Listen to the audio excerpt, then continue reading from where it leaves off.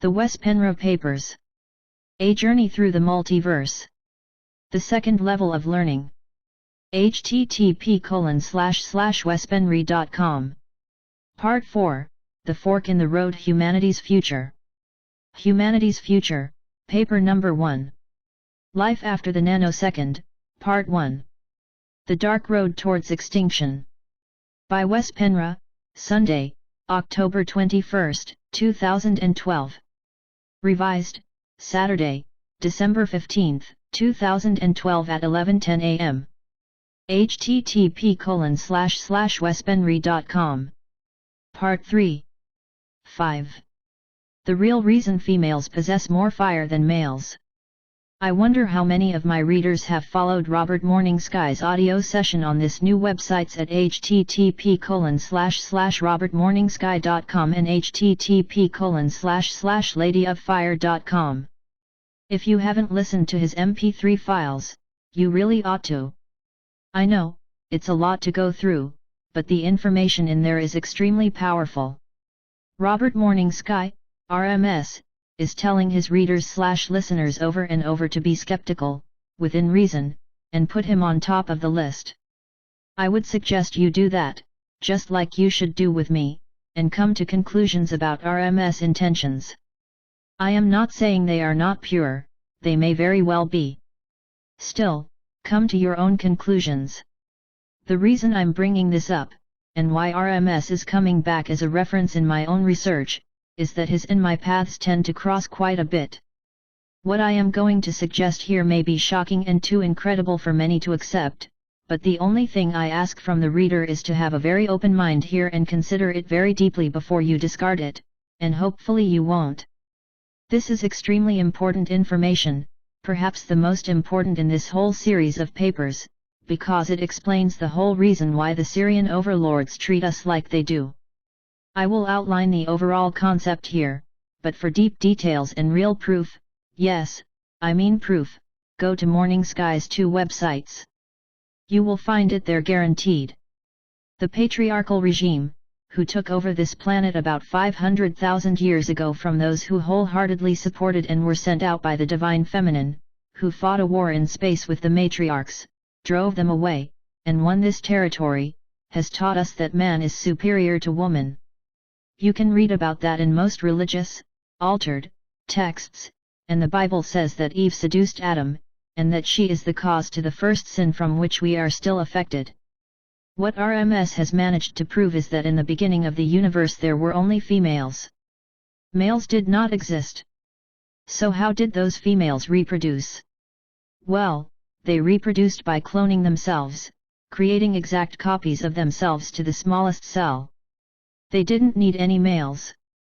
Males were not even thought of at that time. To make a long story short, over time the universe became populated by feminine star beings only. However, in the universe there were also viruses, and some of these viruses were quite powerful and resistant. Due to that all females were copies of each other, these viruses found ways to overpower the female body. Once they'd learned how to do this, and female bodies stopped functioning and died, all beings in the universe were threatened. This is when the idea of a male species came up. The idea was that if the females reproduced sexually with a male, the offspring would look different and have a different setup of DNA. The offspring were no longer clones of the mother. So each individual now was different from every other individual and life survived in the universe, because the viruses could not manifest successfully in all beings. So far, so good, but perhaps the reader is asking him or herself, how was the male created? Out of the woman's rib? After all, everything in the Bible seems reversed. No, as a matter of fact, it was done by adding a chromosome. The greater creator gods, founders, or perhaps it was even the builders, created the Y chromosome, and thus the male species was created. I say species, because in the beginning, males were looked at as a different species 8. But here is the kicker, even today amongst the human species, the male is always an altered female. If not an enormous amount of testosterone is added to the birth process, the fetus will turn out to be a female 100% of the time. And the female egg, interestingly enough, is 4,000 times bigger than the male sperm.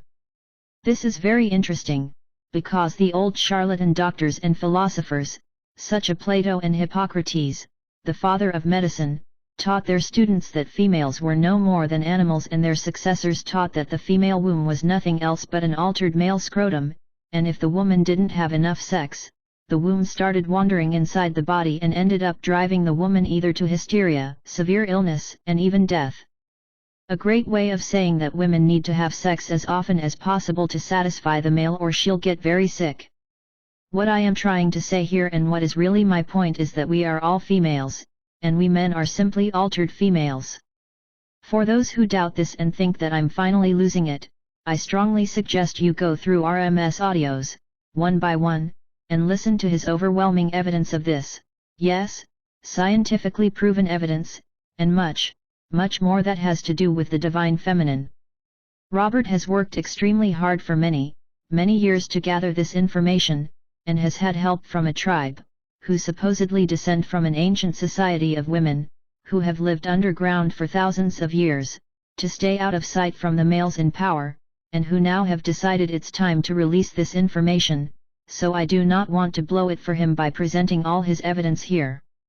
Therefore, I strongly suggest the reader goes to his sites and educate yourself on the subject he has to offer. What he is presenting are not empty statements or opinions, he is proving every single thing he is saying, quite remarkably. If the reader decides to check him out after have read the rest of my papers, please in the meantime keep at least an open mind about what I've just stated, because future will show that I am correct.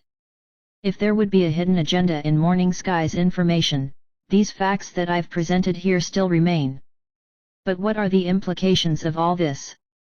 Well, it means that the reason women have more fire burning inside of them than men have is because of this simple fact: males are altered females.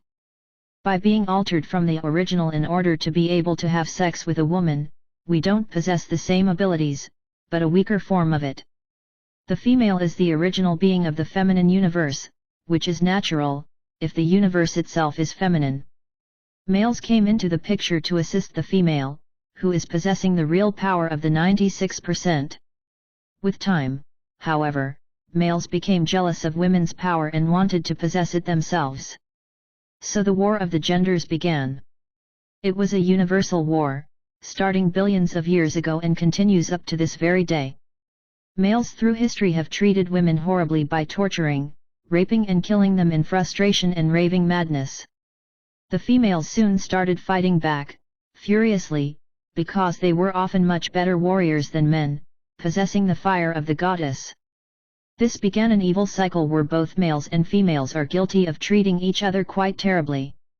Sometime during this seemingly endless war, the goddess descended to earth and seeded an androgynous race who possessed a great amount of her own goddess energy. She did not create any males. In a great lake up in the Siberian mountains, she created the Namlu, who had this enormous fire inside of them, and could communicate directly with the goddess at any time. They could access the heart of the goddess universe, which we call dark energy and dark matter, consisting of 96% of the universe. This was the mother goddess' great experiment in the middle of a raging war. Our planet became the great oasis in the outskirt of the galaxy, sitting in the middle of Peshmetan, the galactic highway the goddess at this time was in total control over. Putting the experiment here was probably intentional in the sense that by having access to this important star lane, the Namlu could travel directly to the goddess through the giant black hole in Orion's belt.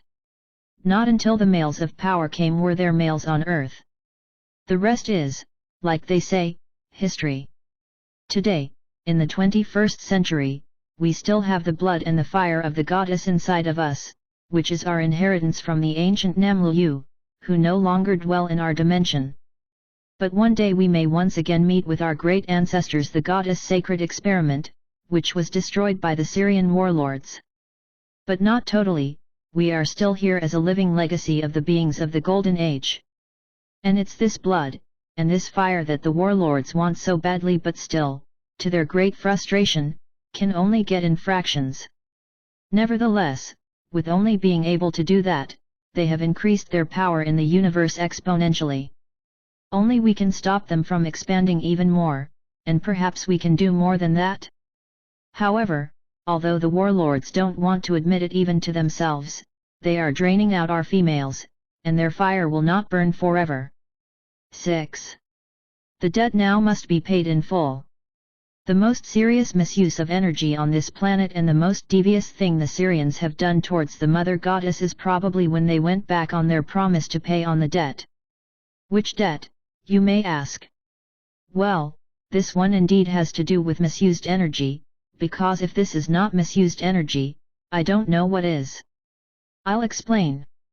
In this universe, the purpose of all things is that they are supposed to evolve, intelligent beings more so, even. The builders and the original founders decided that all so-called intelligent beings in this universe, who started out on a material world, in order to evolve and learn the childhood lessons, have to have one thing built into their DNA, namely the urge to evolve as a species and a longing for the stars. This doesn't mean that all species in the universe decide to become star travelers, because at one point it's their own choice, but it was built into their DNA to begin with. The same thing applies to Homo sapiens. Even if a devious star race is creating a new race by manipulating their DNA, this thing was built into the original being, but also needs to be made sure is built into the manipulated ones. So, when EA and the Syrians experimented with the humans, they still had to make sure that they make progress. And if a star race works as administrators on a certain world, they need to make sure they don't interfere with the evolving race in such a manner they can't evolve. The Syrians are blunt enough to call themselves the new administrators of Earth, taking over after the Titans. We can say that they indeed are interfering, but they get away with it, because they have our consent, even if it was given to them through manipulation. The warlords then shut the doors to our planet, so to speak, by closing the stargates and the grid system, and also quarantined the planet and changed its frequency so that it trapped the beings who were still here. Other star beings from outer space could no longer find Earth where it's supposed to be, and other star beings and star races who were here when it happened got trapped here on Earth together with Homo sapiens. Many of them still live underground or in very remote areas. Others have blended in with the human population. They eventually got caught up in the recycling system as well and implanted with amnesia. Since then, they don't even know they are not Homo sapiens to begin with. Humans, per universal laws, still needed a chance to evolve, and the Syrians knew it. If they didn't let us evolve, or give us the chance to, they would be in deep trouble for breaking such a law. The overlords implemented free will to the extreme here on this planet so they could work more freely with us humans and had us agree with them by creating belief systems which the Syrians could control, for one. But they had to think long and hard to come up with a solution to how they could let humans evolve at the same time as they kept them stagnant. That was a serious contradiction. After all, they had to prove to the Queen of the Stars that humankind, in spite of the Syrian administration, evolved. Due to the law of free will, a planet can get new owners during its lifetime. Sometimes it happens through war, one star race kicks another one out, or a star race bargains with the current owner about ownership, like we humans bargain about ownership of real estate. The reasons for change of ownership are many, but if there is an evolving race on the planet when it happens, that evolving race needs space to evolve. The Syrians knew they broke this law and had to solve this problem. So, what they did was that every once in a while, they let a few souls fall through the crack and escape out in the universe instead of going through the tunnel of light and be recycled. Syrian spirit guides, after these people had died, showed them the way to freedom and let them escape without any further recycling.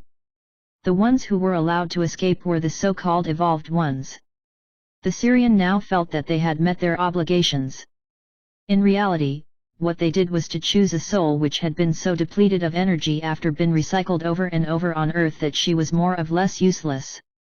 Most of the souls they sent back to Orion were more dead than alive, and had to be rescued, like an exhausted swimmer lost at sea, being picked up by sailors when he is almost drowning from exhaustion. These souls were more or less the only ones the Queen of the Stars got back to pay off the debt, meaning the Syrians had to show that humans actually evolved. So, by doing this every now and then, the warlords thought they'd obeyed the law and all was fine, and life went on as usual. The Queen of the Stars was very annoyed. She understood what the Syrians were trying to do. The souls they no longer had any use for, because they had depleted them of all their energy from slave labor, torture, warfare, or whatever it could be, they sent through the grid and were made free.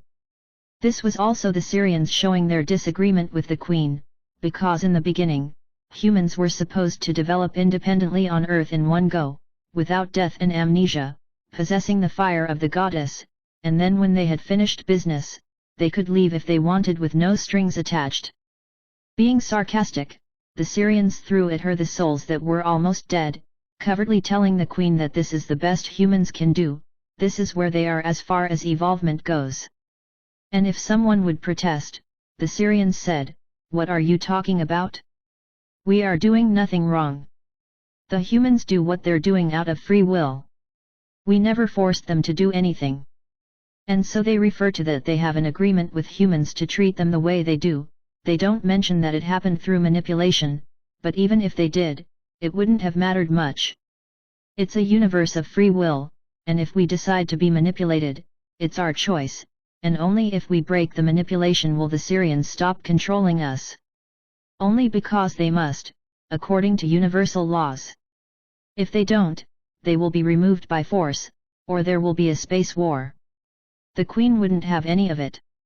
She was furious at what the Syrians had done with her soul group, and decided a long time ago to do something about it. She went so far that she wanted the debt paid off in full, meaning she wanted all the souls on Earth back. No more recycling or controlling of human beings. The whole quantity of souls she wanted to be returned to Orion. She must have made this decision quite recently, perhaps in the 1930s to 1940s when we dropped the atom bomb and made holes in the grid so star beings could enter in huge quantities, and others could observe as spectators on a distance. Anyway, those other star races who were observing what was happening here on Earth, after the planet had been rediscovered, asked the Queen of the Stars to wait with interfering. They wanted to give us humans a last chance to resolve the situation we were in, to break out of the prison planet. After all, why should humans have special treatment? They asked. Other star races had have to solve their own problems per the law of non-interference. Why not humans? The Queen of the Stars had to back off, seeing the logic in what those star races proposed. This is a universe of free will and non-interference after all, so they were right. She noticed she had a soft spot for mankind, so much that she wanted to break her own laws. It was a dilemma, but all she could do was to observe to see if the Syrians made a mistake so she could interfere. She needed them to break a law or two. And knowing them, they probably would, sooner or later. And sure enough, they did. At one point very recently the Syrians became more careless. It's my own assumption that this was during the nanosecond when time sped up exponentially and the overlords started losing control. The warlords have made a lot of mistakes during the nanosecond, resulting in that some of their heavy crimes have been exposed and scapegoats have been thrown to the wolves, us, but their biggest mistake was one we humans never noticed. They stopped sending souls to Orion to pay off the debt. Hence, they broke the agreement and one of the basic universal laws. The Queen of the Stars acted immediately. She did no longer need to listen to other star races and what they thought in the matter, it was now crystal clear. The Syrians had broken one of her most important laws and stopped sending evolved souls for graduation. The King of Kings must have fell off the chair when he got the message from the Queen of Orion. It said that now the debt had to be repaid in full. In other words, the Queen wants her soul group back. This has created a lot of stress amongst the Syrian overlords lately, and they are not sure what to do. If they obey, they will lose mankind and can't use us for their future purposes. They thought they had all the time in the world to create their army of super soldier and fulfill their own prophecies, but now they are out of time, and they don't have a plan B. This is another reason why we see so much desperation amongst the global elite at this time, and so many insane decisions being made at top level, affecting us common people on the ground level. We here on the ground are just scratching our heads, thinking new policies and rules coming down on us from the top managements are not making sense. This is because they don't make sense, they are just temporary solutions to what they hope are temporary problems, until they get a chance to solve them. But what does this mean for us? Well, I can't tell for sure, because it depends on how things will progress from here on. If the Syrians give up without a fight, which I doubt, they will leave and give the earth to us, and the Queen of the Stars will probably let them go. The global elite will either leave with the Syrians or be thrown to the wolves, us, after the Syrian entities have left their bodies and the person who originally possesses the body is left on his/her own. This planet will in that case be left to us in a matter of days, while the intruders leave and go back to their home planets. Chaos and confusion, anarchy, and other undesirable effects will hit us in the beginning when our controllers disappear, but we will hopefully eventually get our act together. A second option is that the Syrians choose to fight. They will use their military forces from other parts of the galaxy and occupy Earth space, waiting for the liberators to come and drive them away. There will possibly be a space war somewhere in our own solar system, just like has happened before, with devastating effects. A third option would be that the Syrians do nothing, just seeing it as an empty threat. They know that the Aryans will not come here full force, or they will create the same effect the Syrians would if they live out the plan you two revealed to me, which was that the Syrians come back full force to take care of their own but promise not to kill any humans. The Aryans and their allies would be seen as invaders by us humans and we would fight the wrong enemy. There may be other options, of course, not thought of at this time, neither by us or the Syrians, but I think number one is out of the question. The Syrians will not give up Earth without a fight. Number two is plausible, but still not. I think the Syrians know they are still too weak to fight Orion and would only do so if they were totally pushed against the wall. So what remains is number three, which I think is what they will do.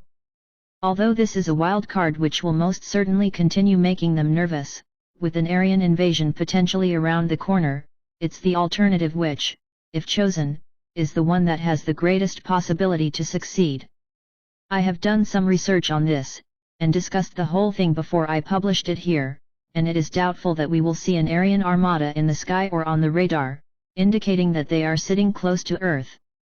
We wouldn't be able to see it, anyway, with our human technology, because the armada would come from the nano world, from a totally different dimension. But the implications of a space war would affect the solar system on a cellular level and shake and rumble all planets therein, creating earthquakes, polar shifts, explosions of planets and what have we.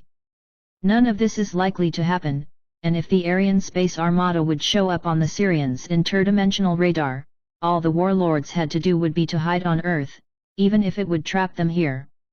The Aryans will not destroy the living library.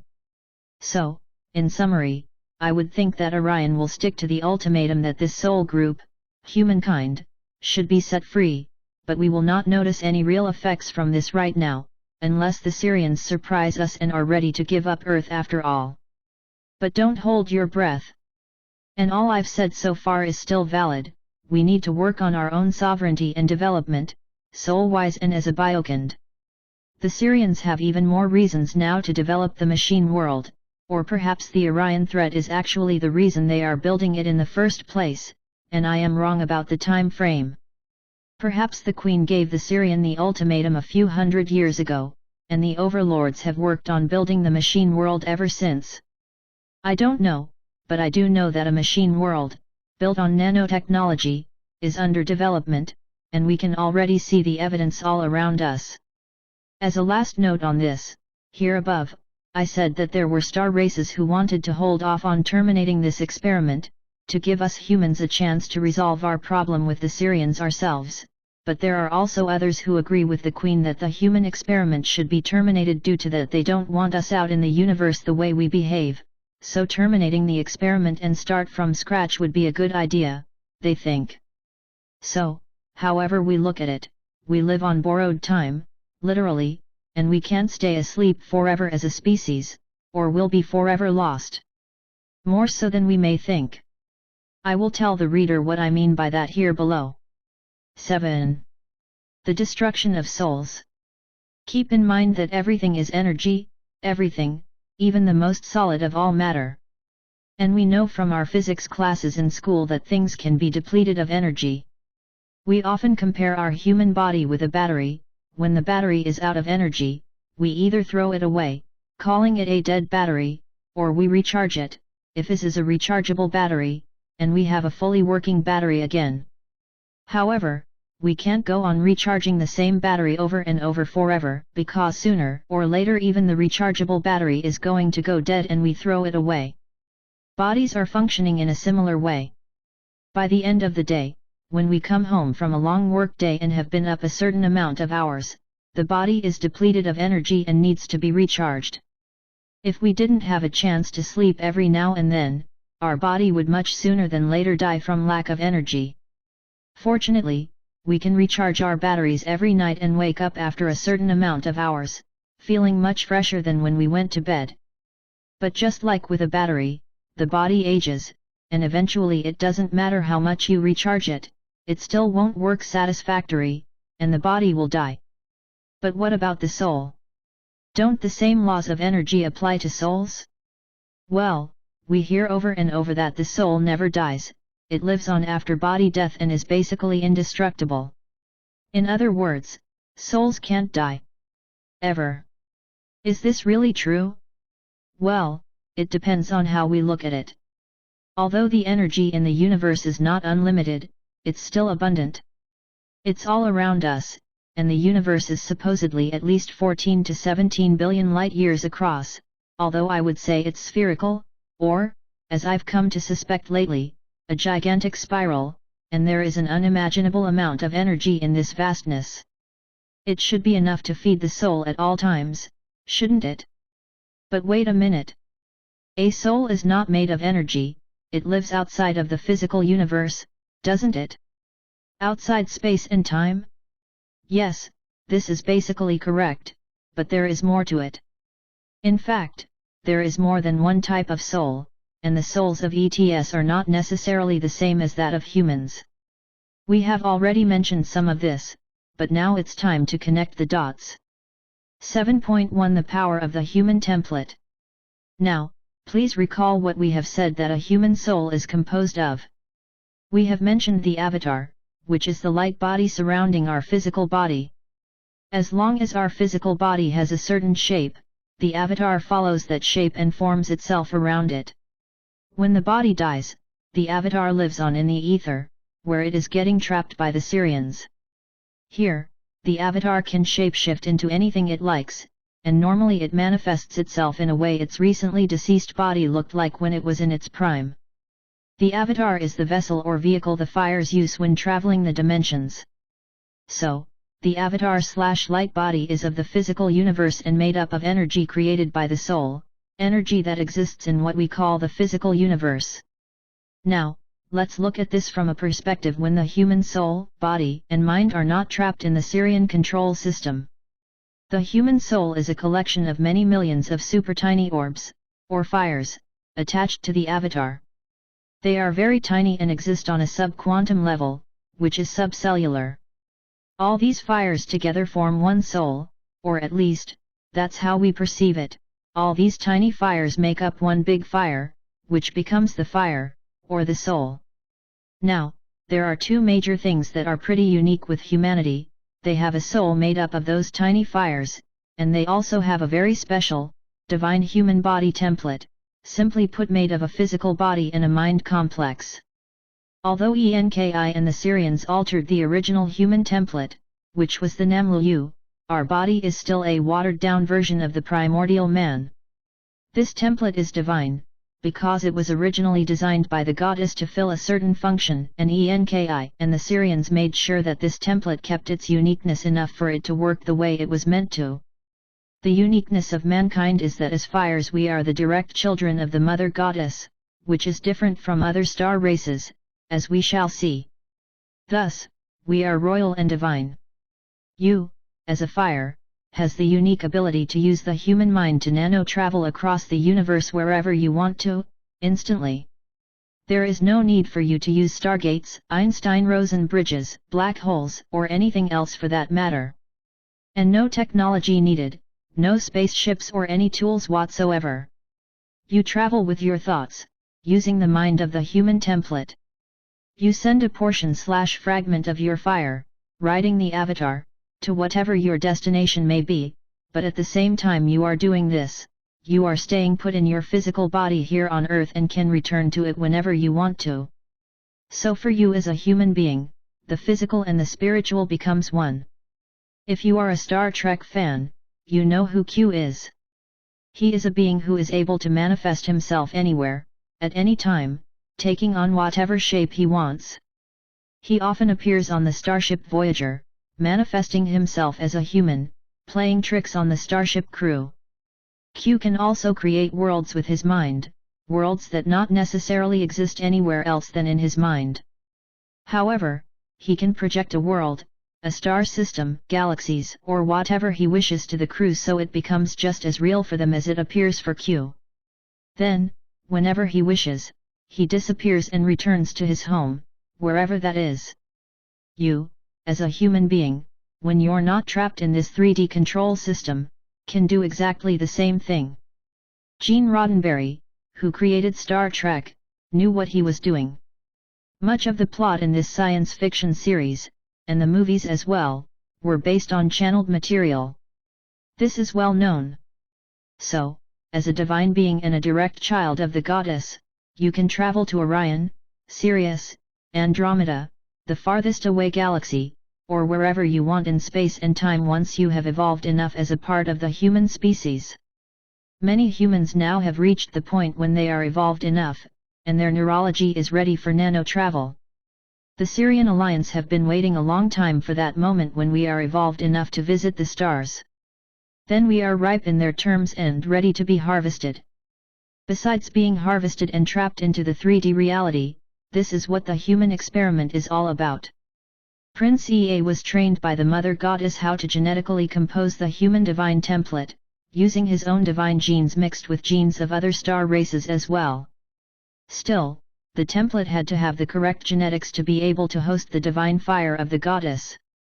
But what is the difference between humanity and other star races? Why are they jealous of us? Well, they are jealous because they have to make a choice that we don't. They either evolve onto energetics, non-physicals, and are then able to nano-travel, or they remain in the physical realm and have to use technology to travel between the stars. As onto energetics they can ride their avatar just like humans do, but won't have a physical body. Those who remain in matter, on the other hand, have a series of different problems they need to solve to be able to travel through space, long distance. First of all, bodies that evolve on any planet are created specifically for the condition on that particular world, and they can't stand the harsh conditions in outer space or on some other planet in space and time. Planetary bodies are not made for space travel and would be destroyed if they tried. However, there are a few exceptions. There are certain body types that are more suited for space travel than others. Two such body types are the Greys and the Reptilians. On planets where such star races evolve, they can usually use their bodies with just a few minor genetic adjustments, use technology to transfer the soul to the modified hybrid, and use that body to travel through space via stargates and star lanes, while the original bodies stay at home, so to speak. This is why people say they see Greys and Reptilians. Although there may also be a few Greys and Reptilians stuck within the grid, living underground, being either early human genetic experiments, or star travelers of old times. Most of these beings that have been spotted on this planet are hybrid space bodies that some spacefaring races use as spacesuits when traveling interdimensionally. If the original planetary star race has a weaker body type, they need to become skilled genetic engineers to be able to create hybrids that can withstand the challenges with star travel. They would need to clone these bodies and use them as spacesuits when they travel to other star systems.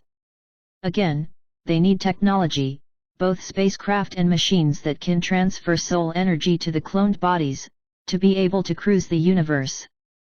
Humans on the other hand don't need any technology at all and can go anywhere in no time. Their destiny is only a thought away, and the physical bodies are still waiting for them home on Earth. Although other star races possess the fire as well, the special divine fire is required to run the human body in a multidimensional way. Any star being can incarnate in a human body, but still can't nano-travel with it if she doesn't have the divine spark of the Mother Goddess. The only way a star being can use a body to nano-travel is if the grid is lifted and the soul of the star being does a walk-in while the human fires are still in the body, unbeknownst of what happened. The star being can then, hypothetically, control the fires so that the fire starts nano-travel. The walk-in themselves cannot nano-travel, or they'll lose the human body in the attempt. They do not have the silver cord which holds them grounded in the human template. One could argue that a walk-in could use a human body to explore sex in the physical world, nano-travel and get rid of the body, and then when coming back, walk into another body. This is hypothetically doable, but on the other hand, if the grid is lifted, the human fire would not be as naive as she is today.